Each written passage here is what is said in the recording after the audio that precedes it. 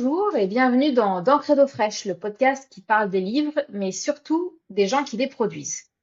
Je suis Géraldine Bigiot, consultante en édition et marketing littéraire, fondatrice des Émergences, une agence qui accompagne les auteurs et les maisons d'édition dans la publication de leurs livres et l'émergence de leurs auteurs.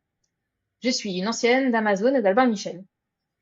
Bonjour à tous, je suis Céline Spreux, autrice, coach en écriture et consultante éditoriale. J'aide les auteurs à écrire, réécrire et corriger leurs livres. Et pour cet épisode d'été, on avait envie de prolonger l'épisode 2 sur le parcours de combattant des auteurs pour se faire publier.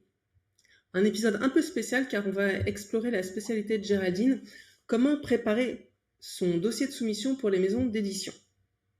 Voilà, comme on a la chance aussi d'avoir une autrice qui est publiée, qui est Céline, on va utiliser l'expérience d'autrice de Céline comme cas pratique. Donc pour ça, on va aborder 4 axes.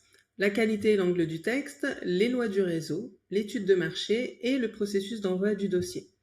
En quelques mots, Géraldine, est-ce que tu peux nous expliquer ton parcours et comment tu en es arrivée à créer justement une offre sur cette thématique? Ouais, alors sans refaire tout mon parcours, moi j'ai, en fait je vais parler un tout petit peu de mon parcours quand même. En fait moi j'ai un parcours qui est un petit peu hybride dans le milieu, c'est-à-dire que je suis pas un pur produit de l'édition en fait au départ. Déjà moi j'ai fait une école de commerce et ensuite je suis partie d'abord les premières années de ma carrière professionnelle, je suis partie dans la tech. Donc dans des maisons, enfin dans des boîtes de tech comme Microsoft et des boîtes de jeux vidéo, enfin si les gens connaissent Gameloft, voilà, des boîtes de jeux vidéo et des boîtes de tech. Au bout d'un moment, je me suis dit, bah moi j'ai envie de d'étudier des produits qui m'intéressent, donc qui sont le livre. Et donc j'ai trouvé une sorte de d'entreprise hybride entre travailler sur un produit qui m'intéresse tout en gardant en fait ce que j'avais euh, exploré avec la tech, qui est Amazon. Donc j'ai travaillé sur les livres Kindle et ensuite au bout de quelques années sur le marché européen des livres Kindle. Donc, enfin, quand je dis marché européen, c'est France, Italie, Espagne, UK et Allemagne, en grosse collaboration en fait avec les États-Unis, donc une connaissance aussi du marché des livres Kindle aux États-Unis. Je suis partie chez Albin Michel et donc là j'ai vu en fait une autre partie. Enfin, j'ai pas envie de dire l'envers du décor parce que c'est juste une autre facette de c'est une autre partie de la palette en fait du milieu. Donc et là j'ai vu chez Albin Michel ce que c'était que de promouvoir un livre. Bref, tout ça pour dire qu'ensuite j'ai monté ma boîte des émergences et j'accompagne les auteurs et les maisons d'édition. Et en fait, ce que j'ai vu, c'est que mes premiers clients c'était d'abord les auteurs et au-delà de ça, fait d'avoir bossé dans des boîtes américaines avant, enfin je ne sais pas exactement la raison, mais le fait est que mes premiers clients étaient anglo-saxons et que j'ai travaillé sur des auteurs qui cherchaient à se faire publier aux États-Unis.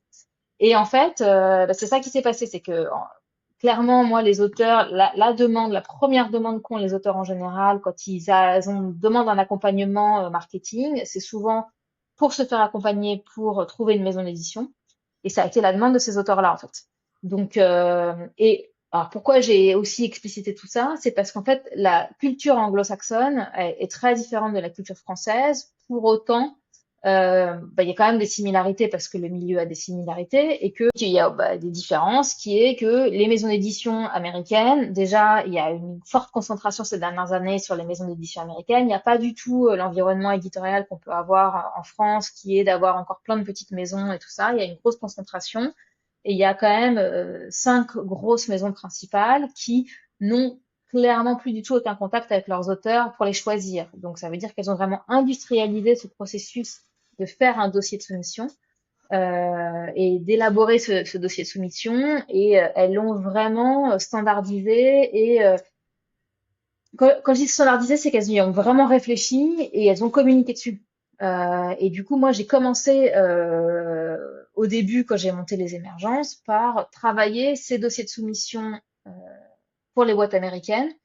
Et en fait, ce qu'exprimaient les entreprises américaines, enfin les maisons d'édition américaines, en termes de besoins d'informations sur leur dossier de soumission, ce sont les mêmes que ce que moi j'avais constaté dans les maisons d'édition. Et du coup, me suis construit moi une expertise et un processus en fait, un document sur lequel je travaille avec mes clients, vraiment lié à ça et qui en fait s'est avéré plutôt efficace parce que à chaque fois on a des bons retours en fait des maisons d'édition en France qui disent bah ah enfin c'est quand même agréable de recevoir ce type de dossier de soumission hyper clair, hyper droit au but et qui comprend en fait de quoi on a besoin, pourquoi on demande ce dossier de soumission, qui fait que à la fin, bah, on a les bonnes infos pour nous permettre de décider de est-ce qu'on a envie de publier ce livre ou pas. Donc c'est vraiment ça en fait. C'est vraiment c'était une demande de la part des clients et moi j'ai pu la développer de cette manière-là parce que j'avais aussi cette expérience avec les maisons d'édition américaines qui influencent en fait beaucoup le marché français mine de rien quoi. Oui, c'est vrai qu'en tant qu'auteur, on n'a pas toutes ces informations-là, c'est tellement obscur.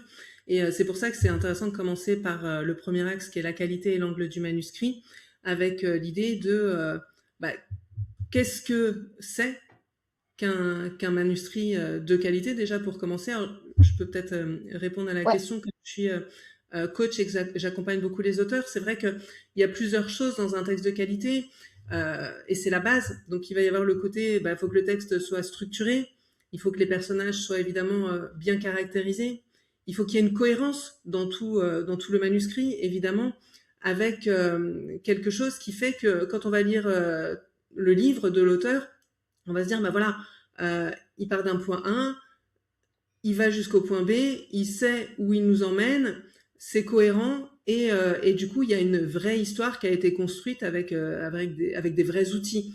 Parce que c'est vrai qu'on voit beaucoup d'auteurs qui peuvent écrire des histoires sans même savoir où ils vont, sans même bien caractériser un personnage. L'héroïne commence, elle a les cheveux blonds, plus tard elle a les cheveux bruns, il n'y a aucune raison que ce soit le cas. Et donc c'est vraiment important, effectivement, quand on écrit un texte qui soit de qualité. Et pour ça, d'avoir eu recours à des professionnels sur tout ce qui va être la relecture. Donc on a ce qu'on appelle l'alpha lecture qui va être une première relecture par des gens qui aiment lire et qui vont dire bah voilà, ça m'a plu, j'ai ressenti des émotions, ce texte m'a parlé. Et puis il va y avoir ce qu'on appelle la bêta lecture ou le diagnostic littéraire qui va être vraiment un retour sur tous les aspects techniques, notamment du texte. Et ce que je fais mm, moi par exemple, effectivement, de vérifier tous ces éléments qui constituent la qualité du dossier, enfin du livre, pardon, avec ouais, effectivement une structure qui se tient, une intrigue intéressante aussi évidemment, parce que si c'est pas captivant et qu'on s'endort sur le livre, ça n'a pas grand intérêt. Des personnages qui sont bien écrits, qui sont bien pensés, qui ont un vrai background, une vraie psychologie, des obstacles. Évidemment, un texte de qualité, c'est aussi un bon méchant si c'est un thriller par exemple, puisque un héros se caractérise aussi par son antagoniste et par le fait que cet antagoniste-là est un vrai personnage aussi. Et effectivement, c'est tout un tas d'éléments qu'on n'a pas toujours quand on commence à écrire et que ça vient de nulle part. Et puis, il faut que ça soit professionnel aussi quand le texte est envoyé à un éditeur. Et ça, il faut qu'il le oui, ressente quand il lit le livre. Et notamment avec un livre corrigé. Alors, évidemment, quand on dit livre corrigé, on n'est pas en train de dire qu'il faut que la personne ait corrigé les espaces insécables, la typographie, enfin tous ces éléments-là qu'on ne connaît pas forcément quand on n'est pas correcteur. Mais effectivement, il faut qu'il n'y ait pas de faute, pas qu'il y ait de coquilles. Il ne faut pas qu'il y ait des accords qui ne soient pas respectés, comme avec les accords du participe passé. Il ne faut pas effectivement qu'il y ait des... En plus, là, je parle de fautes quand on a déjà bien écrit le texte, parce que c'est vrai qu'on peut retrouver des fautes vraiment encore pires. Hein. Tu es beau, ET, enfin, malheureusement, c'est aussi des choses qui existent. Donc la correction, une correction minimale, basique, c'est nécessaire et c'est obligatoire, j'ai envie de dire. La mise en page, c'est pareil. On ne vous demande pas d'avoir des styles, d'avoir corrigé les veuves, les orphelines, les espacements. Mais par contre, effectivement, un texte qui se tient avec une même police du début à la fin, avec mm, la même taille, avec les chapitres bien différenciés, que ça soit fluide en fait quand la personne va lire le texte et qu'elle ait juste à se préoccuper du texte et pas du reste. C'est quoi toi les choses que tu as observées quand tu étais par exemple chez Albin Michel ou quand mm. tu relis des textes où tu te dis bah non mais ça c'est pas possible en fait s'il y a ça dans le texte. Bah, en fait, c'est ce que tu dis, hein, c'est que moi, après, moi, si tu veux, j'ai pas pour vocation de dire aux gens, enfin, si, en général, ils veulent quand même un diagnostic qui est, est-ce que tu penses que c'est publiable ou pas, en l'état. Et c'est vrai que, alors, pour moi, publiable, j'ai pas à dire, oui, une maison d'édition va te le prendre et t'as 80% de chances de te faire éditer. Jamais j'ai ce genre de promesse vis-à-vis de mes clients. C'est vraiment, c'est très présomptueux de ma part hein, de dire ça. Mais est-ce que je pense que c'est au niveau pour l'envoyer à une maison d'édition? Alors là, on parle de fiction, parce que pour la non-fiction, c'est un petit peu différent. En fiction, on demande quand même un texte qui soit vraiment abouti. En général, ça ne veut pas dire qu'il n'y a pas de reprise, il n'y a pas de retravail, il n'y a pas ce genre de choses. Tout ça, il faut le préciser dans le dossier parce qu'il y a des gens qui veulent absolument pas qu'on touche à leur texte. Ça, les maisons d'édition ont besoin de le savoir. Ou est-ce qu'ils veulent, ils acceptent qu'il y ait un retravail, justement ce travail avec l'éditeur qui puisse émerger. Donc ça, c'est quelque chose aussi qui est un peu au cas par cas. En général, les maisons d'édition veulent un texte qui soit abouti et qui soit déjà un minimum corrigé. Euh, on est d'accord que c'est un peu élitiste de dire ça. Néanmoins, on est face à des gens qui sont des amoureux de la langue. Et c'est pas n'importe quel milieu, quoi. Et c'est des gens qui attachent une importance particulière à la langue. Et donc, avoir des fautes basiques dans un texte qui est envoyé de maison d'édition, je le conseille pas. J'ai pas envie de dire c'est pas acceptable au sens de c'est rédhibitoire. Ça veut pas dire que vous pouvez pas vous faire publier si il y a quelques fautes ou si vous l'avez pas fait corriger. Si vous voulez mettre toutes les chances de votre côté, corrigez-le quoi. Faites-le corriger. Faites une correction déjà basique parce que dans l'esprit des gens qui attachent une importance à ça, voir des fautes d'orthographe, ça décrédibilise le propos quoi. Donc, on a beau le retourner dans tous les sens, dire, je sais que c'est mal vu de dire, ah là là, j'aime pas quand il y a des fautes d'orthographe, ça décrédibilise, parce que ça paraît élitiste, ça l'est, mais c'est comme ça dans ce milieu-là. Donc le faites pas. Euh, enfin, moi, j'ai vu, si tu veux des exemples, j'ai vu des livres pour lesquels on m'a demandé de travailler sur un dossier de soumission en fiction. Clairement, le livre n'était pas abouti, était pas ficelé, était pas bien construit, enfin, voire pas très compréhensible. Et dans ces moments-là, ça fait partie de mon travail de leur dire, écoute, en l'état, je te conseille pas, enfin, là, tu vas dépenser de l'argent et du temps avec moi à faire un dossier de soumission. Je sais très bien la quantité de livres qu'ils reçoivent tous les jours. Je sais très bien le niveau de ce qu'ils reçoivent. Là, tu pars au casse-pipe en fait. Ce n'est pas la peine. Donc, va retravailler ton livre, peut-être va voir des gens qui vont t'aider à retravailler certains éléments. Aujourd'hui, il y a tout un tas de services qui existent dans le milieu littéraire, de correction, de coaching littéraire, de ce genre de choses. Va voir ces gens-là. Je doute pas que le propos soit intéressant, mais en l'état, tu n'intéresseras pas une maison d'édition avec l'ouvrage tel qu'il est. Donc, on retravaille avant. Mais après, moi, je suis pas agent. Ouais. Donc, je vais pas présenter les livres aux maisons d'édition. J'aide les auteurs à présenter leurs livres aux maisons d'édition.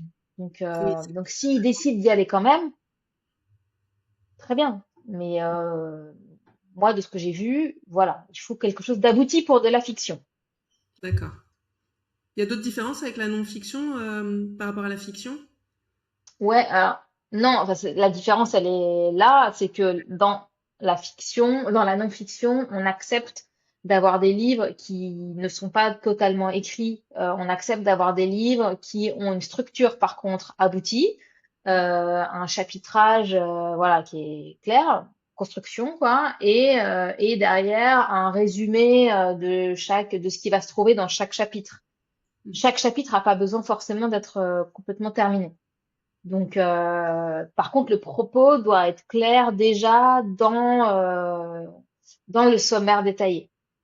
Donc, on accepte ça en non-fiction. Pour D'accord. donner, alors moi, je peux donner un exemple déjà de comment fonctionne. En fait, c'est un peu dans la dentelle, hein, tout ça. Faire un dossier de soumission, il n'y a pas une recette miracle. Chaque livre va se travailler dans la dentelle et en fonction des maisons d'édition auxquelles on veut les envoyer, parce que chaque maison d'édition fonctionne un petit peu différemment. Alors moi, j'ai pas Mm. la prétention de connaître par cœur toutes les maisons d'édition. Il y en a que je connais très bien, hein, notamment Albin Michel, par exemple, puisque pour revenir sur ta question entre fiction et non-fiction chez Albin Michel, fiction et non-fiction, c'est deux équipes clairement différentes. Et quand je dis clairement différentes, c'est qu'elles sont dans deux bâtiments différents, elles ont une grosse autonomie, elles se parlent pas, quoi. Donc tu vas pas du tout avoir les mêmes personnes qui vont réceptionner ton livre si tu dis directement bah ça c'est un livre de fiction versus ça c'est un livre de non-fiction. Même physiquement, les livres ne seront pas au même endroit. Donc voilà. Et ça, c'est pour ça qu'il faut adapter vraiment et faire ce travail de ligne éditoriale d'un côté et de travail vraiment en profondeur de la maison d'édition avant de lui envoyer de l'autre, en fonction du genre qu'on cible en fait. Mm. Mais je reviens quand même sur la qualité du livre parce que c'est quand même la base, hein, c'est quand même l'élément fondamental. Euh, Est-ce que tu peux nous expliciter ce que c'est déjà qu'un angle original? Parce qu'on dit toujours, il faut avoir un angle original. Comme tu disais, en fait, tout a déjà été écrit, hein, enfin, toutes les histoires potentiellement ont déjà plus ou moins été écrites. Ce qui va changer, c'est le regard de l'auteur ou l'angle qu'il aura choisi. Est-ce qu'on peut qualifier ce que c'est qu'un angle original ou pas? Alors, moi, j'aurais tendance à dire qu'un angle original, c'est quelque chose qui n'a pas encore été écrit, puisqu'effectivement, toutes les histoires ont déjà été plus ou moins écrites, hein. C'est souvent des variations qu'on publie, mais par exemple, tu prends une idée d'un livre, un héros et une héroïne qui s'aiment et qui vont. Tu vois, tu prends Roméo et Juliette par exemple. Roméo et Juliette, c'est je t'aime, mais je ne peux pas être avec toi parce que nos familles s'opposent. Un amour impossible. Tu vas avoir la version originale de Shakespeare et puis ensuite tu vas peut-être écrire Roméo et Juliette transposé dans un univers complètement différent. Je sais pas, l'univers des vampires par exemple. Tu prends Twilight, on est un peu sur du Roméo et Juliette en fait. Donc Mm. l'originalité, ça va être d'avoir transposé l'univers de Roméo et Juliette dans un univers de vampires beaucoup plus fantasy. Euh, Ça peut être plein d'autres choses aussi. Ça peut être Roméo et Juliette, ça devient Roméo et un autre homme, par exemple. Et tu vois, là, on va être sur quelque chose d'original parce que ça va être deux hommes qui vont avoir d'autres thématiques qui sont abordées à travers cette relation d'amour, qui va être peut-être l'homosexualité, le rejet par rapport à ça, donc qui vont amener d'autres thématiques sur l'histoire, tout en gardant la structure du on s'aime mais on peut pas être ensemble. Donc l'originalité, parfois, c'est juste changer un décor, une époque. Pourquoi pas, tu peux dire c'est Roméo et Juliette, mais au temps médiéval. C'est Roméo et Juliette sur la Lune. Enfin, tu vois, ça va être vraiment l'idée de dire je change une thématique, je change des personnages, je change une époque, un endroit, et ça va venir amener une originalité, Mm. plein de possibilités à partir de là. Ça peut être aussi dans la structure du livre, par exemple, au lieu de le raconter d'un point de vue, c'est raconté de plusieurs points de vue. Là, on est dans quelque chose qui peut être original aussi. Donc, il y a vraiment plein de manières en fait de raconter une histoire qui a déjà été racontée, mais d'un angle différent. Euh, Quand ça apporte quelque chose qui n'a pas été fait, là, on peut dire que c'est un angle qui est original, Ok. qui va Pourquoi on en intéresser. parle? Parce que souvent, les maisons d'édition vont te demander de faire ce travail d'analyser en fait ce qu'il y a d'original dans ton ouvrage Ouais, et de leur expliciter. Il faut ouais, savoir que les maisons d'édition ne lisent pas l'ensemble des livres qu'ils reçoivent, ouais. en fait. Donc, enfin, ils ne lisent pas l'ensemble. Tu prends une autrice comme Euh, Agatha Christie, on peut ouais. la qualifier d'originale. Toutes ces histoires sont des enquêtes, donc tu reprends toujours le whodunit, mais, alors attention, je vais spoiler, hein, mais c'est des choses qui sont quand même très connues. Tu as un livre où c'est plusieurs tueurs au lieu d'un seul. Tu as un livre où le coupable désigné est innocenté, mais finalement c'était vraiment le coupable. Tu vas Ouais, avoir un livre où en fait ils étaient deux. Enfin, donc tu vois, tu as plein de variations et de choses originales pour surprendre le lecteur en partant d'un même genre, puisqu'à chaque fois c'est une enquête avec un enquêteur, avec plusieurs suspects, mais juste le fait de changer le modus operandi ou le nombre de coupables ou euh, le lieu où ça se passe, eh ben, ça va créer quelque chose de différent. Elle a écrit un livre qui était assez intéressant, par exemple, c'est un whodunit, tout ce qu'il y a de plus classique, mais ça se passe dans le temps de l'Égypte. Donc ça crée quelque chose d'original aussi. ouais, Et c'est toutes ces variations-là qui peuvent créer une originalité. La première, tu prends une enquête, par exemple, où, de manière très classique, tu as un mort et puis au fur et à mesure, tu vas aller chercher le coupable. Imaginons tout d'un coup, tu écris une enquête où on sait tout de suite qui est le coupable. ouais, Et tu vas remonter jusqu'à comment est-ce que ça s'est passé pour qu'il en arrive à tuer quelqu'un. Bah, tout de suite, tu es dans quelque chose de plus original. ouais. Pas la même chose, effectivement, à ce moment-là. Mais pourquoi on parle de ça? Parce que en fait, ça, souvent, les maisons d'édition, dans le dossier de soumission, te demandent aussi un synopsis détaillé. Mm. Et ça, c'est les éléments qu'il va falloir décortiquer un peu de son livre pour venir dire, voilà comment ça se passe, voilà ce qui se passe dans mon livre, et voilà en quoi c'est original. Donc Ouais, c'est important en fait d'avoir ce recul aussi, et en fait cette connaissance du genre dans lequel tu es en train d'écrire, pour être capable de détacher ces éléments de ton livre qui sont originaux et que tu vas mettre dans ton dossier pour pouvoir expliquer à l'éditeur que ou à l'éditrice que ton livre se détache en fait d'autres livres. Pourquoi je disais attention parce que je voudrais pas avoir l'air de dire des bêtises. J'ai dit les éditeurs lisent pas tous les livres. Attention. Euh, euh, Ils ne lisent pas en entier tous les livres qu'ils reçoivent. En général, ils vont les livres qui les convainquent déjà dès le départ, c'est-à-dire que l'email montre un angle original, c'est-à-dire que le dossier les convainc que ça rentre dans leur ligne éditoriale, qu'il y a un marché pour ce livre-là, que tout ça. À ce moment-là, ils vont se dire, OK, livre potentiellement intéressant, je vais lire le livre, je vais quand même l'ouvrir. Et là, je vais aller, on ne sait pas jusqu'où, mais jusqu'au bout peut-être. Les livres, ils vont quand même ouvrir les autres, mais dans ce cas-là, normalement, un éditeur, au bout déjà d'une dizaine de pages, s'est fait une idée, hein, s'est fait une ouais, opinion sur est-ce que le livre ils ne vont pas lire les 350 pages de chaque livre qu'ils reçoivent. C'est humainement pas possible. Ou alors, ça voudrait dire que, vu la quantité de livres qui sont reçus par une maison d'édition, enfin, la quantité de livres qui est reçue par une maison d'édition, dans ce cas-là, ça voudrait dire qu'ils ont une équipe de gens à plein temps dédiés à lire l'entièreté des livres qu'ils reçoivent. C'est impossible. ouais, Donc, ils sont obligés de faire des choix. Et d'où le fait d'avoir un dossier de soumission, d'où le fait de lire quelques pages, d'où le fait de demander un synopsis détaillé, parce que d'entrée de jeu, il va falloir que j'élimine un certain nombre de choses, quoi. Et ouais. donc, d'entrée de jeu, si je m'aperçois que dans tous les cas, c'est pas dans ma ligne éditoriale du tout, et ben, je vais même pas l'ouvrir, quoi. Ça ne sert à rien. Je sais que je le publierai pas. Les éléments, il y a quand même un travail de la part de l'auteur d'aller extraire ce qui peut être original, ce qui peut être convaincant de son livre pour un éditeur. Ouais.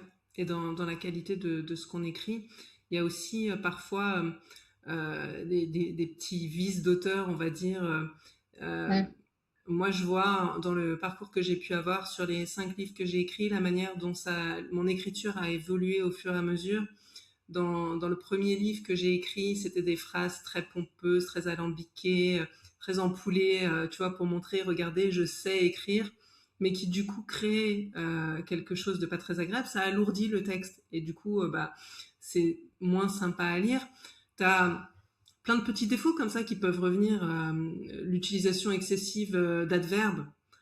Euh, Chaque phrase, un ou deux adverbes, au bout d'un moment, c'est hyper lourd. Et si tu choisis bien tes verbes, normalement, il y a suffisamment de verbes dans la langue française pour pouvoir dire, bah, je vais utiliser le verbe qui correspond le mieux. Euh, t'as plein de petits défauts comme ça qu'on peut avoir au fur et à mesure. C'est vrai que moi, si je relis mon premier livre, je vais me dire, évidemment qu'il n'avait pas de raison d'être publié. Ça se sentait que c'était un premier roman. Il y a plein de défauts dans le roman. Il y a quelques écueils que maintenant je ne ferai plus. Mais au fur et à mesure, tu évolues aussi. Et c'est à ça que peut servir, par exemple, le diagnostic littéraire.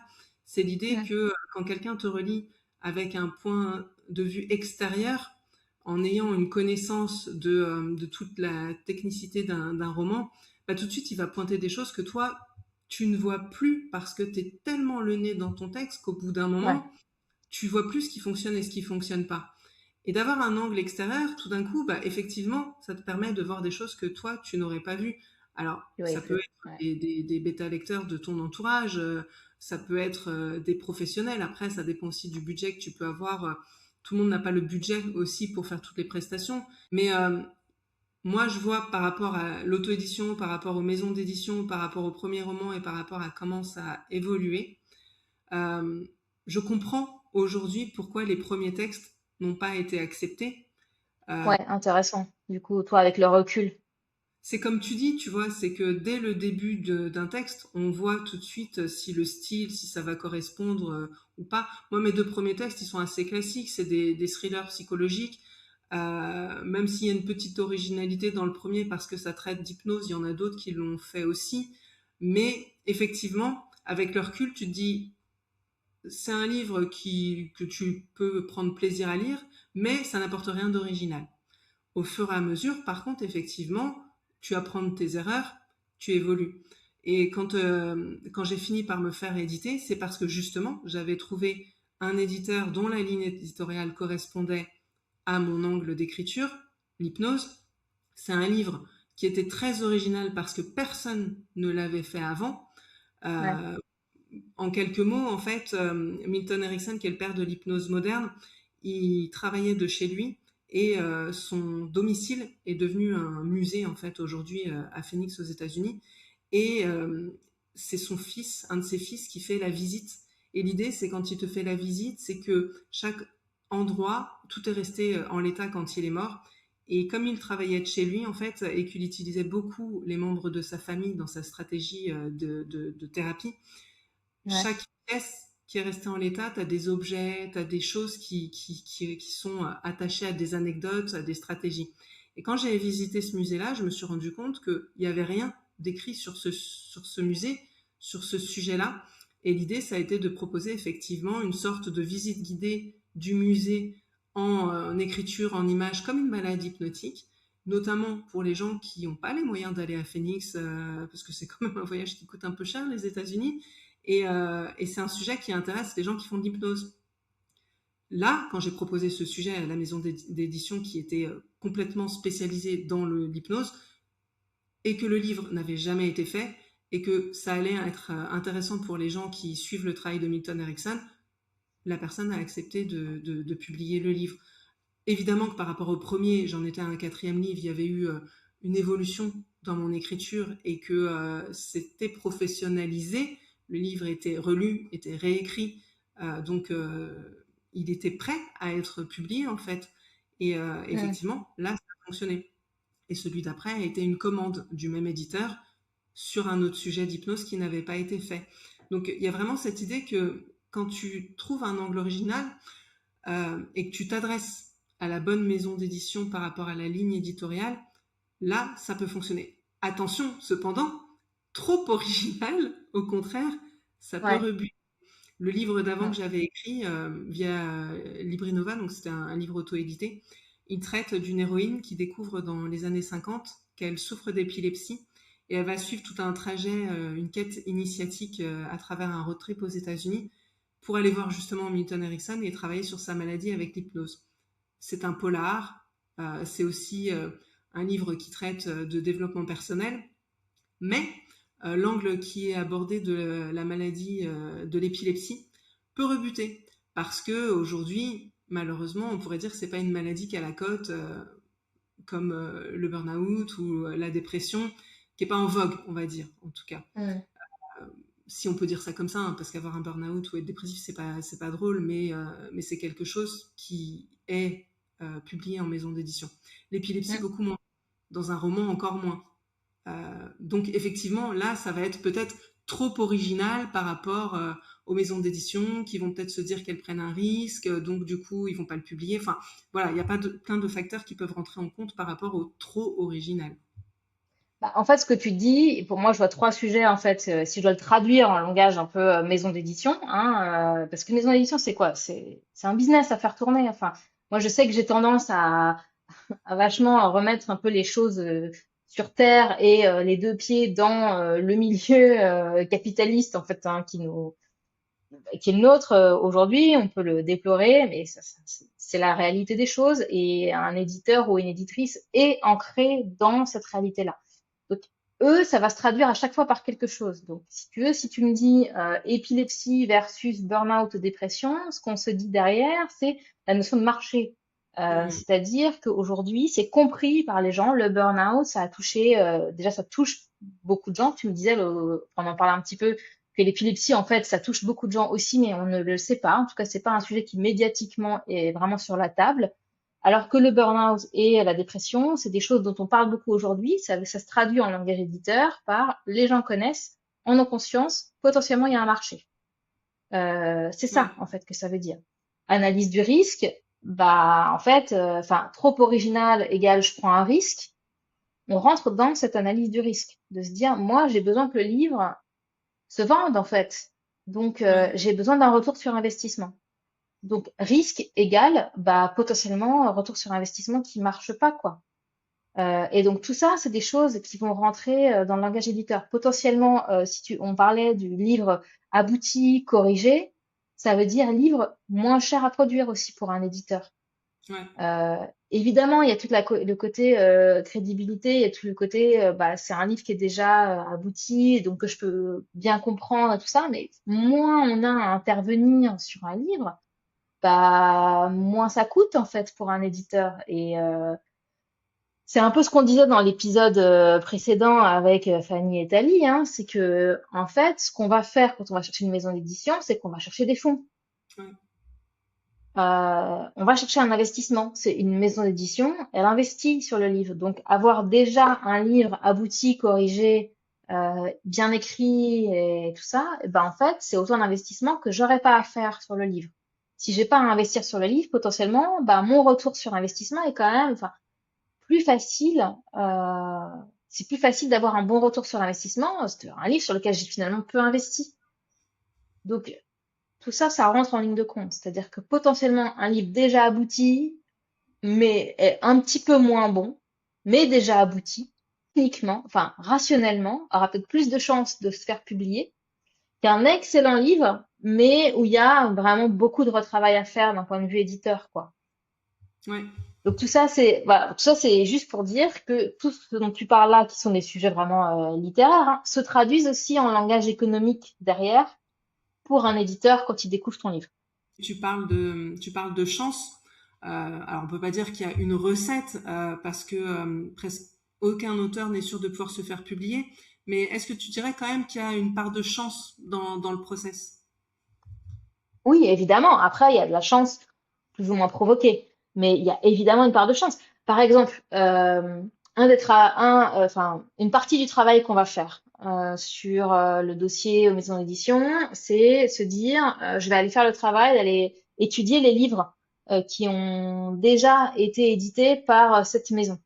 Il s'avère que si, bah, manque de bol, cette maison a déjà édité un livre très proche du tien sur le même sujet ou bah, dans ton cas, par exemple, sur l'hypnose, dans les 6 mois avant, quand tu leur envoies le dossier, bah, ils vont te refuser en fait, mais pas parce que ton livre est pas bon, juste parce qu'en fait c'est pas le moment pour eux de publier ce genre de livre, quoi.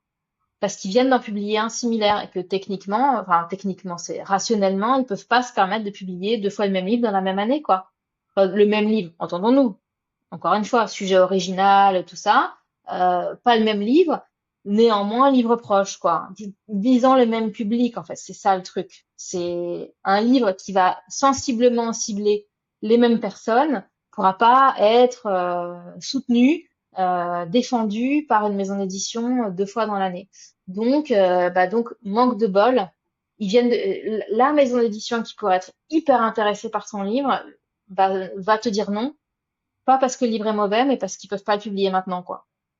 Ouais, c'est intéressant ce que tu dis parce que ça me fait penser justement sur un dernier guide que j'avais écrit où j'avais ciblé justement des maisons d'édition qui avaient publié des livres d'hypnose en me disant je suis dans la bonne ligne éditoriale. Et c'était un manuscrit justement qui s'appelle 10 séances d'auto-hypnose pour libérer sa créativité. Et Ouais. l'idée, c'était d'utiliser l'hypnose avec l'écriture. Alors, ils avaient publié des livres d'hypnose sur comment mincir ou comment utiliser son cerveau, ce genre de choses. Et là, on était plus sur un sujet effectivement d'auto-hypnose qui avait déjà été utilisé, mais pas encore utilisé avec la créativité et l'écriture, le petit côté original. Et j'ai reçu une réponse assez intéressante de l'éditeur qui me disait que il pourrait pas publier mon livre parce que justement cette thématique éditoriale existait déjà dans plusieurs de leurs ouvrages et que Mhm. pour l'instant ils ne pourraient pas publier mon projet. En revanche, ils me proposaient, si je me faisais auto-éditer chez Librinova, de le commercialiser en version numérique pour pouvoir justement utiliser un code qu'ils me donnaient. Et ce code-là permettait de bénéficier du service du suivi quotidien des ventes pour moi, donc potentiellement pour eux aussi. Qu'est-ce que tu peux en dire par rapport à ça, de ce type de réponse que j'ai reçue? Et en fait, c'est hyper intéressant parce que ça veut dire que ton livre les intéresse, clairement. En tout cas, tu rentres dans la ligne éditoriale de leur livre. Je pense qu'ils ont fait des recherches sur toi. Ils se sont rendus compte que tu avais déjà publié un livre avant, que tu en avais écrit d'autres. Ils ont lu une partie de ton livre et potentiellement, bah, ce qu'ils ont lu les intéresse. Ils te disent, bah, nous, on peut pas le publier maintenant. Néanmoins, on te donne un code. Alors, il faut savoir, pour ceux qui ne connaissent pas forcément Librinova, c'est que ça, c'est un service payant chez Librinova. Donc, le fait d'avoir ce suivi des ventes quotidien, c'est quelque chose que tu payes. Euh, et je crois que ça dure 6 mois, quelque chose comme ça, de mémoire. Oui, il me semble. Et qu'au bout de 6 mois, tu dois, enfin, tous les 6 mois, tu dois repayer. Il me semble que c'est ça le mode de fonctionnement. En tout cas, c'est un service payant chez Librino. C'est pas, ça rentre, c'est pas par défaut en fait dans l'outil. Donc et c'est hyper intéressant pour un auteur hein, de pouvoir voir au quotidien en fait ses ventes. Là, c'est du win-win en fait. Je trouve que c'est quand même intéressant parce qu'ils te disent, nous, on peut pas le publier maintenant, mais tu nous intéresses. Donc, on te donne un code qui, toi, va te permettre d'accéder à un service normalement payant gratuitement. Et nous, qu'est-ce que ça nous permet de faire en fait les partenaires de Librinova qui ont enfin, les livres qui auront ce genre de code, ça veut dire que eux aussi vont voir tes ventes. Et en fait, ça veut dire qu'ils vont pouvoir suivre les ventes de ton livre, voir si ton livre fonctionne bien, et derrière, bah, pouvoir revenir te voir s'ils s'aperçoivent que le livre que tu as publié en auto-édition bah, se vend bien. Et si toi, tu mets l'effort aussi pour aller vendre ton livre, si ça marche, quoi. Ouais, Donc là, soit ils viennent te voir derrière pour republier ton livre, euh, pardon, pour republier ton livre déjà sorti, ou te dire, bah, en fait, tu es une autrice qui nous intéresse, donc parlons du prochain livre, ou te faire une commande, ou tu vois, ce genre de choses. En tout cas, tu es dans leur radar. ouais, Et ça, c'est hyper intéressant, parce que sinon, les maisons d'édition qui sont sur Librinova, par exemple, comment ils font pour repérer les gens?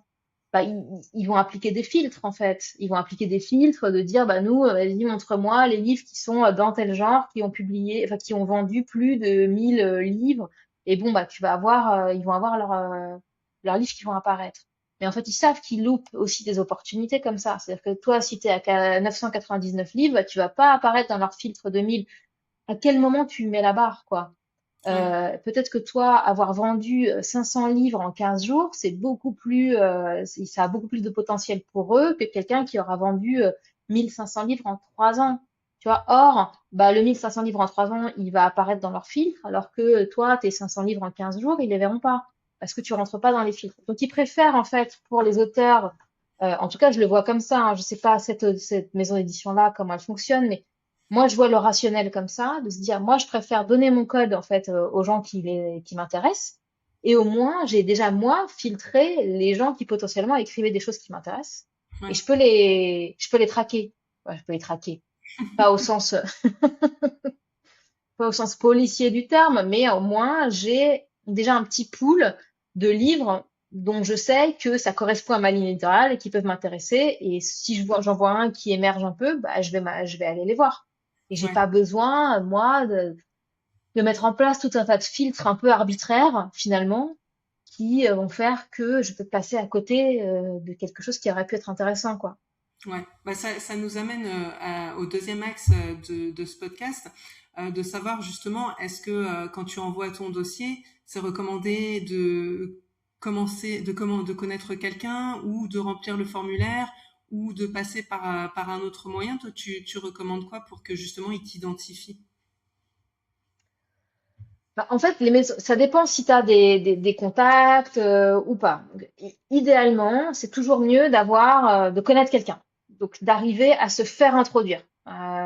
C'est toujours mieux. Ça marche mieux comme ça, d'avoir soit un auteur ou une autrice qui est déjà dans la maison d'édition, enfin, qui te connaît et qui vient recommander ton travail, en fait, auprès de son éditeur ou de son éditrice et qui viennent t'introduire. Là, c'est différent. En général, quand ça se passe comme ça, il n'y a aucune garantie, évidemment, mais l'auteur, vis-à-vis de son propre auteur déjà publié, se sent un peu dans l'obligation, ne serait-ce que d'étudier ton dossier, quoi. Parce que vis-à-vis de son auteur, il peut pas passer outre ce que lui dit son auteur. Donc, dans tous les cas, il va étudier ton dossier. Encore une fois, aucune garantie d'être édité. Tu auras potentiellement une lettre de refus. Dans la plupart des cas, tu as une lettre de refus parce que dans la plupart des cas, on a des lettres de refus, hein, mais voilà. En tout cas, on a mis ton dossier en haut de la pile. C'est un peu ça que ça veut dire. Ouais. Donc, recommandé par un auteur ou par quelqu'un qui travaille dans la maison ou peu importe. Il y a différentes manières de le faire, mais c'est la méthode en général la plus efficace. Après, tu as tout le système de dossier de soumission euh, chaque maison a son système. Alors, il faut aller étudier et comprendre chaque système. Donc, tu as des maisons aujourd'hui qui ont mis en place des formulaires en ligne. Donc, ça, il faut respecter le processus qu'ils ont mis en place. Euh, tout élément, tout dossier qui arrive sur la table d'un éditeur qui ne respecte pas le processus sera écarté parce qu'ils ont vraiment, s'ils ont mis en place un processus, Ouais. c'est qu'ils ont optimisé aussi les choses pour que eux, bah, ce soit vivable en fait pour eux de fonctionner comme ça. Donc, s'ils ont mis en place un formulaire, il faut respecter le formulaire, aller remplir le formulaire et mettre en pièce jointe les dossiers qui nous demandent, enfin les éléments qui nous demandent de mettre en pièce jointe. Beaucoup de maisons d'édition, enfin il y a des maisons d'édition qui ont mis en place un formulaire, il y a des maisons d'édition qui nous donnent un email de contact. Dans ce cas-là, il faut aller envoyer l'email. Et il y a encore des maisons d'édition qui fonctionnent en format papier. Dans ce cas-là, il faut respecter le format papier. S'il vous demande d'imprimer votre manuscrit en format recto, A4, machin, machin, eh ben, il faut le faire comme ça. Donc, il faut aller étudier chaque processus de chaque maison d'édition qui nous intéresse et respecter ce processus-là. Après, il y a le shortcut, il y a voilà, il y a le raccourci qui est de se faire introduire par quelqu'un. Ouais. Bon, on n'a pas tous cette possibilité-là, quoi. Et ça veut pas dire que on peut pas se faire publier si on n'a pas une connaissance dans la maison d'édition qui nous intéresse. Auquel Ouais. cas, il faut suivre le process. Et si t'as beaucoup de followers sur tes réseaux, ça aide ou pas? Alors, oui, surtout dans certains genres ou types de livres, en non-fiction par exemple, ça aide. Disons que avoir beaucoup de followers, ça veut dire avoir déjà une présence en ligne, ça veut dire pour un éditeur avoir déjà un lectorat, ça veut dire que je peux appliquer un petit ratio de dire si le livre qui est produit est en lien avec le sujet qui est traité sur les réseaux sociaux, par exemple, euh, il y a une autrice, enfin une personnalité assez connue, là ces derniers mois, qui a un gros compte de déco et qui a sorti un livre qui n'avait rien à voir avec la déco et qui comprenait pas pourquoi ça marchait pas. Ouais. En fait, un éditeur va se dire si le livre est en rapport avec ce pourquoi les gens suivent cette personne sur les réseaux sociaux, je peux appliquer un ratio qui est, on l'avait vu dans l'épisode 1, Nathalie, elle nous en parlait, Nathalie Bagadet, elle nous disait, on applique un ratio qui est 1, 2 ou 3%. Voilà, en suivant, Ouais. 1 c'est minimum, 2 c'est pas mal, 3% ça commence à être vraiment intéressant. Donc si on a 3% des gens des réseaux sociaux qui achètent le livre, bah voilà, en fait, ça veut dire que pour un éditeur, j'ai des ventes garanties. Donc évidemment que ça va les intéresser. Ça veut dire du marketing en moins à dépenser pour eux. Le marketing, ça a un coût. Ouais. Les équipes, ils les payent. Les publicités, ils les payent. Donc c'est autant de gens qu'en moins à convaincre de zéro, en fait, d'aller acheter le livre. Donc, c'est des ventes presque assurées. Donc, évidemment qu'en termes, on en revient à notre ROI, notre retour sur investissement. Si je sais que quand je publie ce livre, je me dis si stable, elle est sur 2% d'une personne qui a X milliers de followers, bah, j'applique mon petit ratio. Je sais que bah voilà, pour être à l'équilibre, il va falloir que je vende au moins, je dis n'importe quoi, hein, mais c'est pas bon, il va falloir que je vende 1000 exemplaires de ce livre-là. Ah bah si j'applique mon petit ratio, je sais que je peux tabler déjà sur 800 exemplaires sur les réseaux sociaux avec cette personne, enfin avec les followers de cette personne sur les réseaux sociaux. Bon bah moi j'ai 200 personnes à aller trouver avec mon équipe marketing derrière. Ouais. Bon bah ça peut se faire avec un investissement qui pour le coup n'est pas le même que si j'ai 1000 personnes à aller trouver de zéro. De la même manière, l'implication de l'auteur va jouer. C'est-à-dire même un auteur qui dit bah moi j'ai zéro réseaux sociaux et de toute façon j'ai vraiment pas l'intention de faire quoi que ce soit pour aller vendre mon livre. C'est bien à vous, éditeurs, d'aller faire le boulot. C'est pour ça que je vous donne mes droits d'auteur. Ouais. Euh, ou j'ai pas envie, ça m'intéresse pas, je suis pas vendeur, moi je suis pas marchand de tapis, je suis pas là pour aller vendre mes livres, machin, ou il faut se faire tirer l'oreille pour aller faire le moindre salon, ce genre de truc. Bah ça va être plus compliqué quoi, parce qu'en fait, il va falloir sortir les rames à 100% pour aller chercher le moindre livre acheté. Bah ça va jouer dans la décision forcément quoi, parce que encore une fois, l'éditeur va chercher des livres qui ramènent un retour sur investissement, qui se vendent, quoi. Ils ont besoin de vendre des livres à un moment donné. On l'avait vu, par exemple, avec Tali lors de Ouais. l'épisode 2. Lui avait pas trouvé d'éditeur. Il avait déployé des trésors d'énergie, d'inventivité pour vendre ses livres. Et après, il était tombé sur un éditeur dans un salon. Éditeur qui, par ailleurs, parce que c'est la vérité. Ils ont envie de parler, et c'est des gens qui sont passionnés par l'écriture, donc il était intéressé par le livre de Tali, il était intéressé par le sujet, il était intéressé d'échanger avec son auteur, il n'était pas encore intéressé forcément pour le publier. À partir du moment où Tali a commencé à lui dire, voilà moi ce que je fais depuis 1 an pour vendre mon livre, voilà combien j'en ai vendu tout seul, là, bim, c'était plus la même oreille d'un coup qui s'était ouverte. Donc, il y a des éléments qui sont quand même rationnels, des arguments quoi, qui sont rationnels, qui sont. Tu as l'air d'être une très belle personne, ton livre a l'air hyper intéressant, il est par ailleurs bien écrit, mais comment je fais moi pour limiter mon risque? Ouais. Et ben ça, c'était un élément de limite qui permettait de limiter le risque en fait. Du coup, tu crois qu'il Donc, faut avoir été ouais. publié en auto-édition pour tenter l'édition traditionnelle? Pas du tout. Non, disons que le fait de se publier en auto-édition et d'avoir réussi à vendre son livre en auto-édition, c'est un vrai argument quand on n'arrive pas à placer son livre en édition traditionnelle. Dire salut, je caricature, mais dire j'ai zéro réseaux sociaux, absolument pas l'intention de faire quoi que ce soit, et voilà mon livre, et vas-y, je te donne juste mon livre, aucune explication, aucune, aucun pitch, aucune biographie, enfin rien du tout. Vas-y, lis mon livre et tu vas voir que la lumière va jaillir sur mon ouvrage et tu vas avoir une révélation. Il va absolument falloir que tu le publies. C'est pas très réaliste. Versus quelqu'un qui dit, moi, je me suis pris un petit peu en charge, je gère ma carrière d'écrivain, j'ai pas trouvé de maison d'édition et tant pis, j'ai publié en auto-édition et j'ai moi-même été déployer des trésors d'inventivité et d'énergie pour vendre mon livre et j'en ai vendu 2000 tout seul, euh, bah, on mise pas sur le même cheval en fait à ce moment-là, quoi. Ouais. Donc évidemment que c'est des arguments qui sont forts dans la balance. Ça ne veut pas dire que tu peux pas trouver, hein, attention. D'ailleurs, enfin, tout est possible, hein. Si tu peux très bien avoir déjà publié en maison d'édition traditionnelle, Fanny, elle nous en parlait la dernière fois, tu peux déjà avoir publié en maison d'édition traditionnelle et ne pas trouver d'éditeur pour le livre d'après. Ça existe aussi. Donc, il n'y a pas de schéma classique, il n'y a pas de recette. On n'a pas notre ronde serviette dans une maison d'édition, en Oui. fait.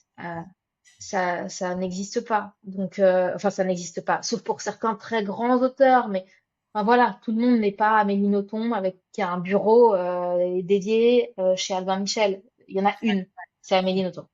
Donc, Ouais, non mais voilà, juste, Albin Michel sort au moins une dizaine de livres par semaine. ouais. Donc faut faire le calcul, hein, une dizaine de livres par semaine, ça veut 52 semaines, ça veut dire qu'il y a au moins 500 auteurs différents, au moins, parce que chaque auteur ne sort pas un livre par an. Chez Albin Michel, il y en a une qui a un bureau, quoi. Donc, Ouais. euh, donc voilà, rien n'est garanti, mais si on arrive à avoir des arguments à mettre de son côté, bah, c'est toujours mieux. Et être sorti en maison, en auto-édition et avoir réussi à vendre des livres tout seul, et ben c'est un argument qui aide, évidemment. Donc justement, en ce qui concerne les éléments par rapport à l'étude de marché, qui est l'axe 3 du podcast, Mhm. il y en a plusieurs qui sont importants à prendre en compte. On avait parlé de la ligne éditoriale notamment.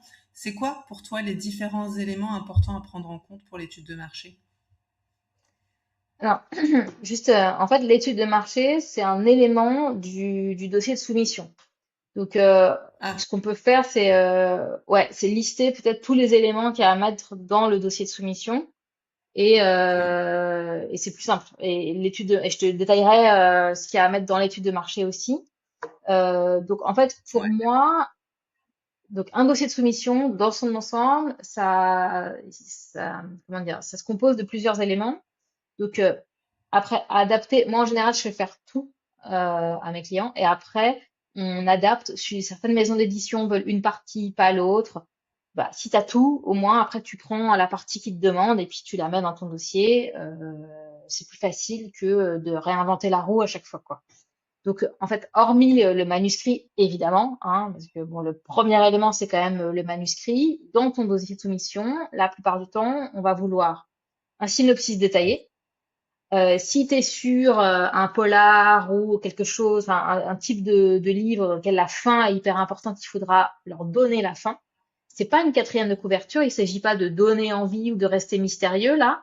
Il faut dire à la maison d'édition quelle est l'histoire que tu es en train de raconter dans son ensemble. Donc c'est ça un synopsis détaillé. Il faudra faire bah, évidemment ta fameuse étude de marché. Qu'est-ce que tu mets dans ton étude de marché? L'idée de l'étude de marché, c'est de dire, bah, en fait, voilà le marché dans lequel s'inscrit mon livre et voilà des livres à peu près semblables, équivalents et combien ils se sont vendus. Alors attention, cet élément-là, évidemment, on n'a pas tous accès aux chiffres, mais ça s'achète, les chiffres de vente. Donc il faut bien regarder quels livres sont proches. Alors moi, l'étude de marché comme ça, je conseille de la faire plus pour des livres de non-fiction parce que c'est quand même compliqué. Un livre de fiction, il y a quand même beaucoup de paramètres qui font que le livre va, on peut dire ça ressemble au livre de machin, mais en fait, si moi j'aime le livre de machin parce que j'aime bien le style, peut-être que la personne d'à côté aimera le livre de machin parce qu'il aime bien l'histoire, et c'est pas parce que j'écris comme machin mais que l'histoire est complètement différente que je vais le vendre à la même personne. Donc dans ce cas-là, l'étude de marché n'a plus vraiment de sens. Je sais pas si c'est hyper clair ce que je dis, mais disons que pour un livre de fiction, si je cherche à me renseigner sur un sujet en particulier, finalement, j'ai plus de chances d'en vendre plusieurs à la même personne que un livre de fiction. Bref, donc ouais. l'étude de marché plus si je suis sur un livre de non-fiction, et dans ce cas-là, c'est vraiment faire une étude de dire le marché, c'est tant de livres par an sur tel type de livre. Voilà les livres qui sont proches de ce que j'ai écrit et combien ça s'est vendu. Histoire de dire, l'éditeur, si vous le faites pas, l'éditeur le fera. C'est sûr que c'est mieux si vous l'avez fait. Mais de dire, bah, il y a les Ouais. livres de machin, là, qui est sorti il y a un an, il en a vendu 8000 exemplaires. Donc, il y a un marché pour ce livre-là. L'idée, là, c'est de vraiment dire, il y a un marché pour ce livre. Euh, Comment tu peux le nombre d'exemplaires qu'une personne a vendu sur tel ou tel livre? Ça s'achète. Ça s'achète. Mm, ça s'achète. Il va falloir dire bah, tous les éléments un peu techniques en fait, qui constituent ton livre. Est-ce que c'est un livre qui comporte des images? Est-ce que c'est un livre qui comporte des photos? Est-ce que c'est un livre qui comporte des illustrations? Quel est le format que tu espères? Est-ce que c'est un livre, enfin, quel est le nombre de pages? Une estimation évidemment. Mais l'idée, c'est que l'éditeur se dise, OK, c'est un livre qui a un coût de production de temps. Parce que c'est un format qui est comme ci, comme ça, parce que publier, enfin, comment dire, imprimer des photos, bah, ça coûte plus cher que d'imprimer du texte en noir et blanc. Enfin, voilà. Donc ça, c'est des éléments un peu techniques, mais qui sont intéressants de mettre. S'il y a des schémas en couleur ou pas. Est-ce qu'il y a des illustrations à faire? Bah, voilà. Tout ça, c'est des choses, qui vont donner une idée à l'éditeur de combien va coûter la production de ton livre. Euh, il faudra mettre une biographie de l'auteur ou de l'autrice aussi. Biographie étant pas, je suis née, nanana, et petite, j'ai fait nanana. Enfin, c'est pas une vraie biographie, c'est juste une biographie orientée qui aide à dire pourquoi tu es légitime d'écrire ce texte à ce moment-là, et pourquoi ce texte maintenant. Ok, qu'est-ce qui a été l'élément déclencheur? Pourquoi ça te paraît pertinent de parler de ça maintenant? Donc, si par exemple, tu parlais du burn-out ou de la dépression, bah tu vois, le fait de dire la santé mentale, c'est quand même un sujet qui a émergé ces dernières années, nanana, et il s'avère que moi, je suis psychologue spécialisée dans le burn-out depuis 25 ans. Je suis la personne la plus légitime actuellement pour en parler, et j'ai décidé parce que il y a eu tel élément déclencheur, je me suis dit bon, c'est le bon moment pour moi de faire ce livre-là. C'est ce genre de biographie-là qu'on va attendre, hein. Si après, s'il s'agit de dire petite, je vivais à la campagne, enfin, c'est pas intéressant, sauf si c'est intéressant dans le cadre du projet du livre, hein. Attention. Ouais. Euh, voilà. On va mettre un plan marketing aussi dans le dossier de soumission, si on en a un à mettre. C'est quoi un plan marketing? Bah, alors moi, ce que j'appelle un plan marketing, hein, ça peut prendre, enfin, on peut l'appeler de différentes manières. Un plan de lancement, essayer d'expliquer, en fait, à l'éditeur, l'éditrice, ce que tu seras en mesure de faire, pour le lancement de ton livre. Donc, parce que je te disais, on parlait des réseaux sociaux, par exemple, tout à l'heure, mais il y a plein d'autres choses que des réseaux sociaux qu'un auteur ou une autrice peut faire pour vendre son livre, en fait. Euh, Dire par exemple c'est un livre de non-fiction qui s'adresse quand même dont la cible, alors on va faire pareil soit dans l'étude de marché soit dans le plan marketing, on va faire un travail de qualification de la cible. Donc de dire à qui va être intéressé par ce livre-là.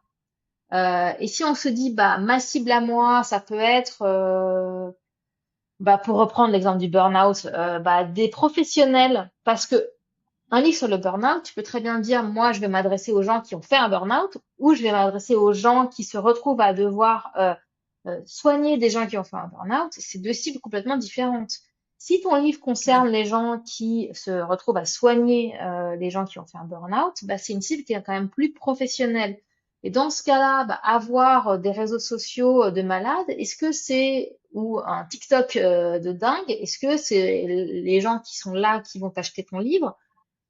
Versus par exemple LinkedIn, qui est un réseau professionnel, ou versus être extrêmement connecté dans tout un milieu de professionnels de la psychologie, par exemple, ou je suis pas du tout spécialiste hein, du burn-out, mais peut-être, j'imagine qu'il doit y avoir des groupes qui existent, des rassemblements professionnels autour de ce sujet-là. Peut-être que t'as pas le TikTok qui cartonne, mais que tu es présidente de l'association des professionnels du burn-out et que, bah, voilà, de fait, ou tu es à la tête bah, d'une institution qui accueille les gens qui font du burn-out et que ces gens-là, toi-même personnellement, t'as pas des réseaux sociaux, mais cette institution-là, elle, a 15 000 followers sur Instagram, de gens qui ont décidé de suivre l'institution des professionnels du burn-out et donc tu sais que eux, s'ils commencent à communiquer sur ton livre, bah ça va vendre du livre, en fait.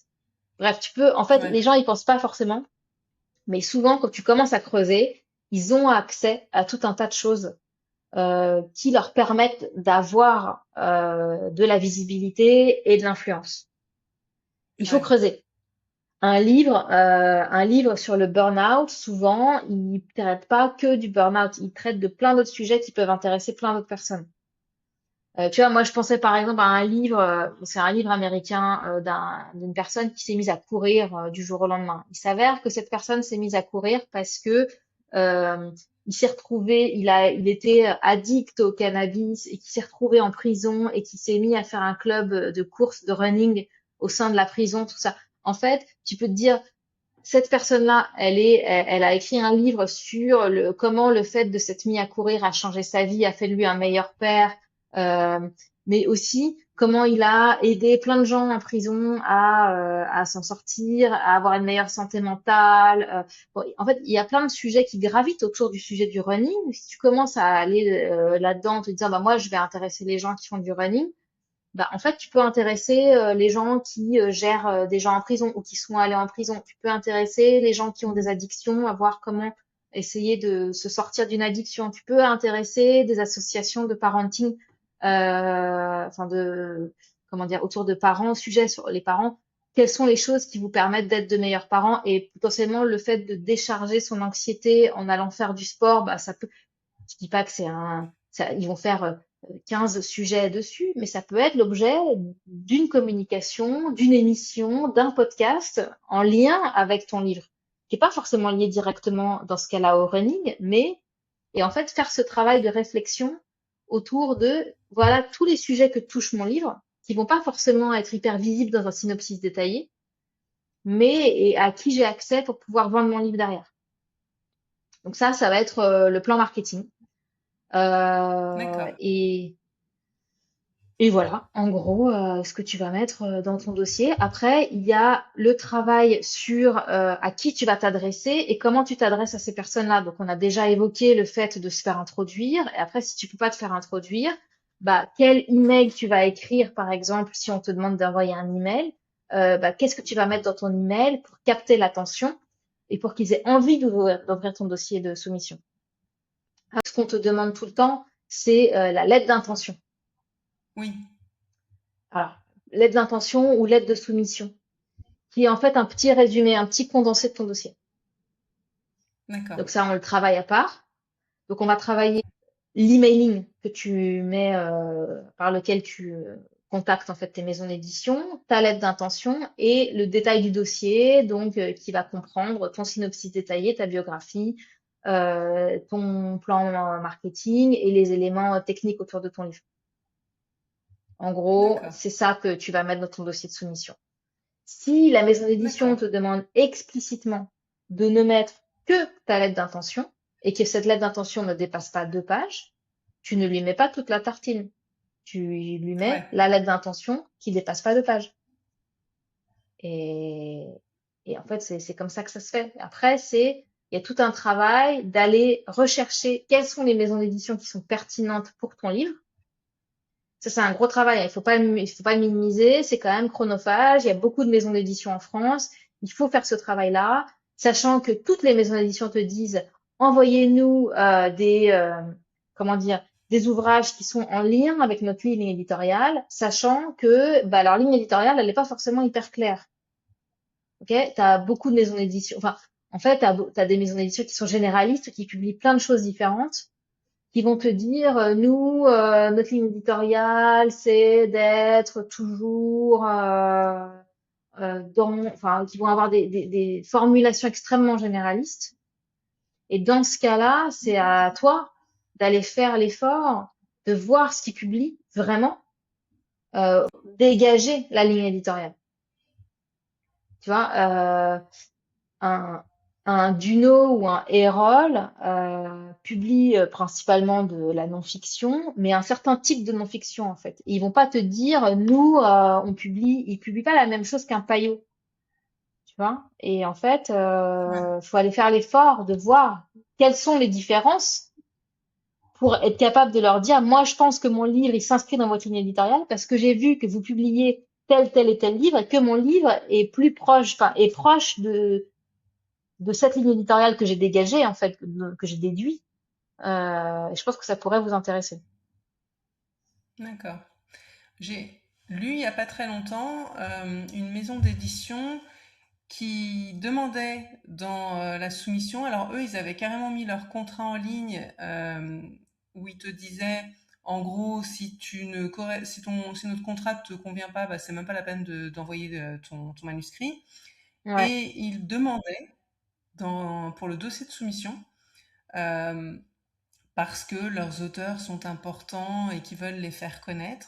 En gros, ils te disaient que fallait avoir acheté des livres de leurs auteurs et connaître les ouvrages de leurs auteurs avant de soumettre ton dossier de soumission. T'en penses quoi? Il y en a beaucoup qui font ça? Non, non, il n'y en a C'est pas beaucoup bizarre, qui je font trouve. ça. Oui, enfin, c'est bizarre. En fait, ils te demandent, par contre, ce que te demandent toutes les maisons d'édition, c'est d'avoir fait l'effort de justement de comprendre leur ligne Oui, éditoriale. Et ça, c'est ce que je te dis. Et ils partent oui, du principe que potentiellement, enfin, idéalement, ce qu'ils aimeraient, c'est des auteurs qui ont identifié leur maison, qui connaissent leur ligne éditoriale, qui dans leur bibliothèque ont déjà plein d'ouvrages de chez eux. Et ça, c'est d'autant plus valable qu'on est une maison d'édition extrêmement spécialisée. Tu vois, quand on est une maison d'édition féministe, évidemment qu'on a envie que la personne ait des références d'ouvrages féministes en tête, quoi. Et donc particulièrement d'ouvrages féministes que eux auraient publiés. Euh, bon, par contre dire, je trouve que c'est un peu agressif comme formulation, quoi. C'est assez désagréable de dire, bah déjà notre contrat il est là, et si t'es pas d'accord, bah passe ton chemin et merci d'avoir acheté des livres chez nous avant de nous envoyer un dossier de soumission, euh, c'est louche. oui. Ouais, c'est presque louche, en fait. Est-ce que t'es sûr que c'est une maison d'édition à compte d'éditeur, déjà? Ouais, c'est un peu tendancieux quand tu lis leurs romans en ligne. Ils te disent par exemple que tu dois déjà avoir corrigé ton texte, Ouais, euh, manifestement parce que eux ne referont pas de correction par-dessus. ouais, Je sais pas, c'est pas écrit clairement, c'est pas écrit modèle alternatif aux maisons d'édition à compte d'éditeurs comme ils font d'habitude. Donc je ne sais ouais, pas, mais dans ce cas-là, c'est très bien caché, hein. C'est la même maison d'édition à qui j'avais envoyé à l'époque Arizona Therapy, mon livre avec l'héroïne qui se découvre épileptique. ouais, Donc j'avais envoyé le manuscrit, il demandait en papier. Et la directrice de collection, qui est la directrice de la maison d'édition aussi, m'avait répondu 3 jours plus tard en me disant qu'elle avait louche. lu mon livre. Déjà, c'est louche. C'est très rapide, hein, on est bien d'accord.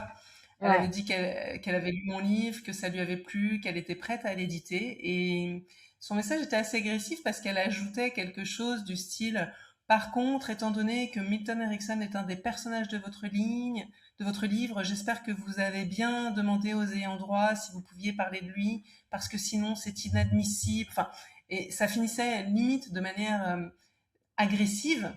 ouais. Et j'avoue que je ne l'ai jamais rappelé parce que dans ces conditions-là, ça donne pas tellement envie. Et c'est vrai que tu te dis, des fois, il y a des maisons d'édition quand même, tu te poses la question, est-ce qu'ils cachent pas bien leur jeu et que c'est une maison d'édition à côte d'auteur en réalité, hein. Bah, ça, malheureusement, beaucoup de gens le découvrent un peu trop tard, quoi. Donc, après, il faut poser la question, je pense, franchement, hein, quand quelqu'un nous rappelle déjà aussi vite et bon, après, il y a deux choses, hein. Soit c'est une maison à compte d'auteur qui cache un peu son jeu et dans ce cas-là, bah, en fait, si tu lui poses la question par écrit de dire, attendez, est-ce que vous êtes bien une maison d'édition à compte d'éditeur et qu'elle te dit oui, bah, t'as quand même une trace écrite que la personne avance plus que Mm. masquée, quoi. Ouais. Enfin, en fait, c'est dans le mensonge. Après, tu peux aussi avoir, parce que en soi, elle a pas tort sur le fait de dire que il faut que tu aies validé, que les ayants droit, machin. Mais la manière de le dire, c'est quand même un petit peu étonnant, quoi. Oui. Euh, donc ça peut être peut-être une culture d'entreprise, enfin une culture interne qui fait que on a une manière de fonctionner qui est quand même pas très agréable. Et dans ce cas-là, Mm. aussi, tu as le droit de dire non, quoi. Enfin, c'est quand même ce qu'apporte une maison d'édition à un moment donné, hein. C'est un accompagnement aussi, hein. C'est un financement. Donc, oui, ils vont et une professionnalisation. C'est-à-dire que ils apportent pas rien, quoi. Souvent, ils corrigent avec toi ton livre, donc c'est quand même le minimum, c'est d'avoir une correction. Ils te font une couverture, ils te font une quatrième de couverture. Alors évidemment, tu as le droit de travailler avec eux et tout ça, mais ils ont des gens. Nous, chez Albert Michel, on avait une personne dédiée entièrement à l'écriture des quatrièmes de couverture. Elle ne faisait que ça. Donc, c'est Mm. son métier, quoi. Euh, il y a donc une spécialisation, une vraie professionnalisation, c'est quand même une grosse expertise qui arrive derrière.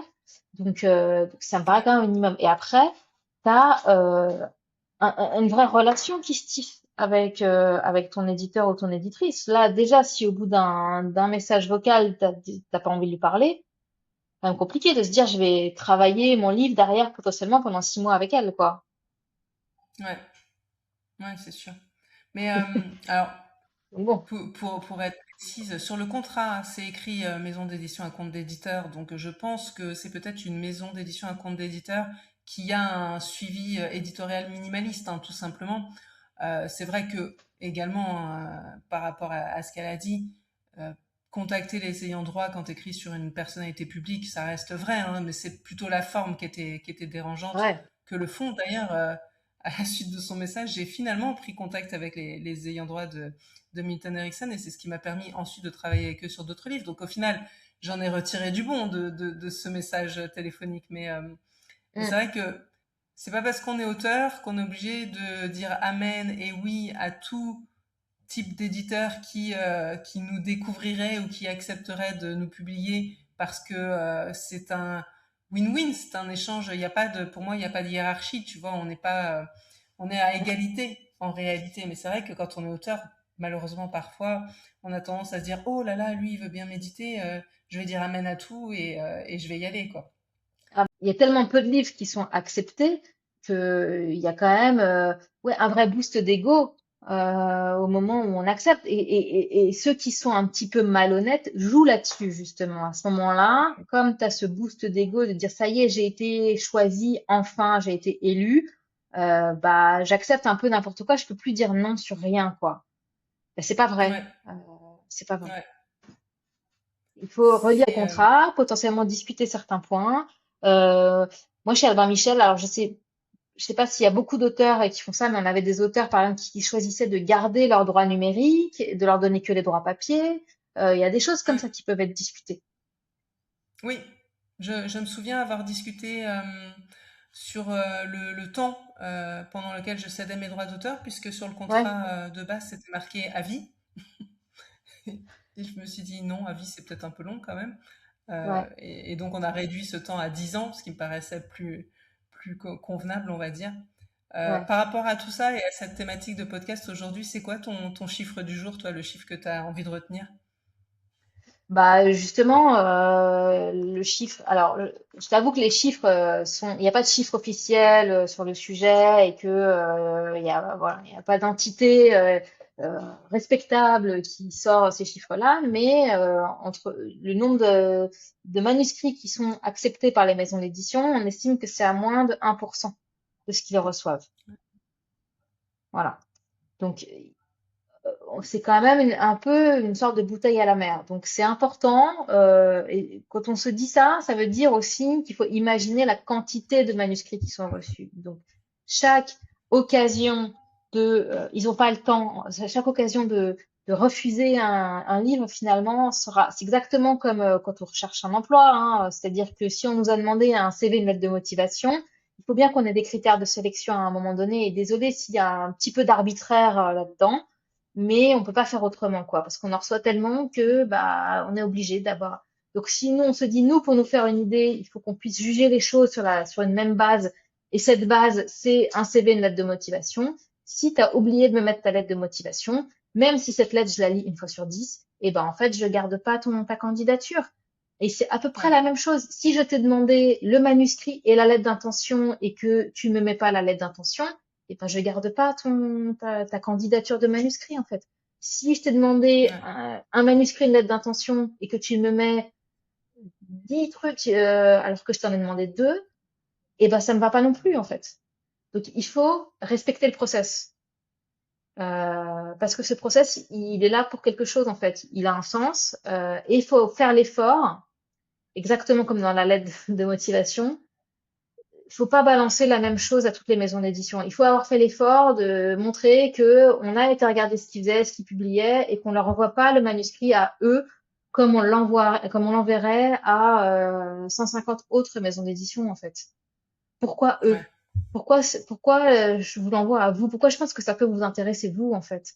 Parce que j'ai vu que vous faisiez ça, que vous aimiez ce genre de livre-là, parce que j'ai vu que vous aviez publié tel et tel autre livre qui peuvent être intéressants. enfin qui peuvent être intéressants, qui sont en lien, qui sont proches du mien.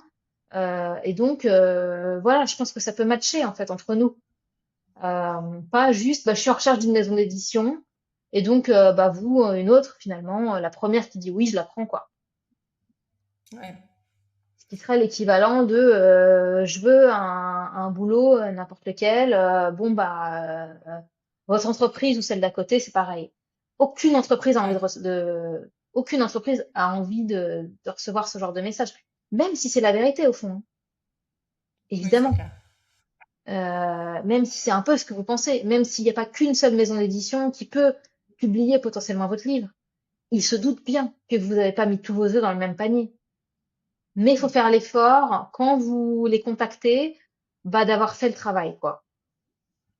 Ouais. T'as, par rapport à tous les auteurs que tu accompagnes, Ouais. c'est quoi ta vérité qui dérange à toi? Euh, Ma vérité qui dérange, en fait, ce que les gens n'ont pas forcément envie d'entendre, disons qu'il y a souvent, comment dire, en fait, les gens ont très envie souvent, évidemment, hein, c'est normal et c'est bien d'être ambitieux, mais d'aller publier dans les maisons d'édition les plus prestigieuses et les plus généralistes. Donc souvent, c'est juste, bah, c'est Gallimard, c'est Albin Michel, voilà, c'est souvent ces deux-là. Néanmoins, bah, il y a quand même peu de chances d'être édité dans ces maisons d'édition-là. Et très souvent, les gens qui veulent aller dans ces maisons d'édition ont par ailleurs des livres qui ne matchent pas du tout avec la ligne éditoriale justement de ces maisons-là. C'est juste, et ça prouve en fait qu'ils n'ont pas fait le travail de se dire qu'est-ce qu'ils ont l'habitude de publier, et est-ce que mon livre est en accord avec ça, quoi.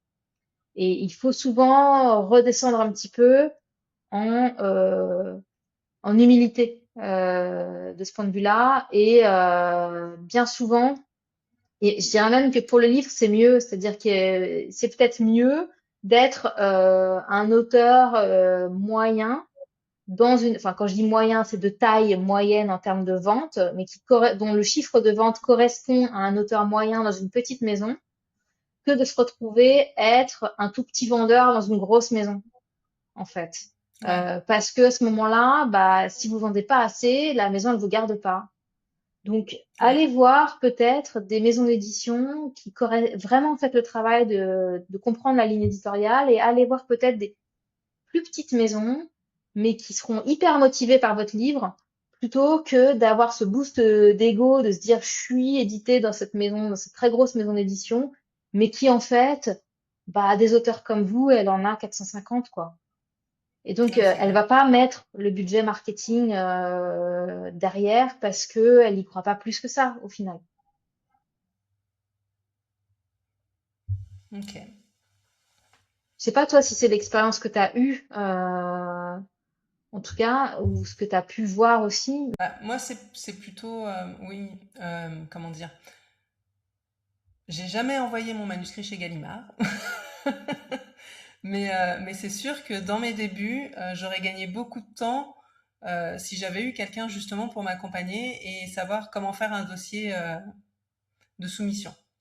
Parce que je pense que quand on a écrit un premier livre et qu'on ne s'est pas forcément renseigné sur les coulisses du livre, sur comment tout ça fonctionne, on ne se pose pas vraiment la question du marketing, parce que ça peut être un gros mot parfois, et on a juste l'impression que si on a un bon livre de qualité, c'est suffisant.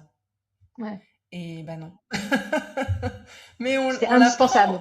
parfois à nos dépens, mais on Ouais, finit par le découvrir, et c'est vrai que ça change tout d'envoyer un manuscrit avec un bon dossier de soumission. De savoir ce que vaut notre livre aussi, et comment on peut le ouais. vendre et le pitcher. C'est important. Toi, t'as déjà refusé de travailler avec des auteurs, et si oui, pourquoi? Refuser comme ça, non. Après, je pourrais le faire si tu vois. Moi, si on vient me voir avec un livre qui est, pas, j'en sais rien, ouvertement raciste, masculiniste ou ce genre de choses, ce serait non. Ouais, Euh, ouais, Alors, je mettrais les formes, évidemment, mais le fond, ce serait non. Après, j'ai déjà eu, par contre, des gens qui sont venus me voir en me confondant avec un agent Ouais. ou avec vraiment un ouvrage, par contre, qui est pas du tout publiable en l'état. Donc, je sais que ils vont, on les emmène droit dans le mur, quoi. Et dans ce cas-là, je préfère essayer de réorienter, en fait, avant de l'envoyer à des maisons d'édition. Peut-être qu'il faudrait retravailler un certain nombre de points et peut-être réorienter vers d'autres types de compétences, de dire, bah, peut-être, allez, va voir avant, va retravailler ça, va voir des bêta-lecteurs, va d'abord le confronter à un coach littéraire. Non, là, ça manque de correction, donc il faudrait le corriger avant de faire le dossier ou en parallèle de faire le dossier. Voilà. Si vraiment il y a quelque chose qui pour moi, je sais que ça sera rédhibitoire pour les maisons d'édition, j'essaye de d'abord, comment dire, sans être, enfin moi-même, je le dis tout le temps, hein, moi j'ai pas de, comment dire, de jugement à apporter vraiment sur le livre. Euh, mais s'il y a des choses dans le livre qui sont rédhibitoires, je le dis et je demande à ce que ce soit corrigé. Ouais. Il y a aussi ce que je te Ouais. disais sur les maisons d'édition. C'est si ils veulent absolument telle maison d'édition et que je sais que ça passera pas quoi dans telle maison d'édition parce que c'est juste pas du tout la ligne éditoriale, bah je le dis. Bah, Ouais. après c'est mon rôle aussi. Mais refuser vraiment aujourd'hui parce que le livre, tu vois, est problématique, ça m'est pas encore arrivé. Mais si ça m'arrivait, je pourrais refuser. Ok. Bah, c'est une question d'éthique d'une certaine manière. En tout cas, Ouais. merci d'avoir partagé ton expérience sur cette expertise en particulier. Bah, je t'en prie. Merci d'avoir partagé la tienne, hein, parce que Ouais. bah, t'as aussi pas mal, t'as quand même sorti 5 livres, donc et c'était intéressant de savoir un petit peu quelle a été ton expérience. Bah, avec plaisir. En tout cas, on se retrouve le mois prochain pour une rentrée tournée vers les libraires cette fois-ci, et notamment pour découvrir comment faire quand on est libraire pour survivre dans le contexte actuel. Voilà. Et si cet épisode vous a plu, abonnez-vous, laissez un commentaire, soit sur les plateformes d'écoute du podcast, soit directement à nous en direct. On est toutes les deux hein, disponibles et joignables sur nos réseaux sociaux, sur LinkedIn et Instagram. Donc, n'hésitez pas. Et si vous avez des suggestions de sujets qui vous intéressent, n'hésitez pas non plus à nous en faire part. On vous souhaite un très bel été et on vous dit à bientôt. À bientôt!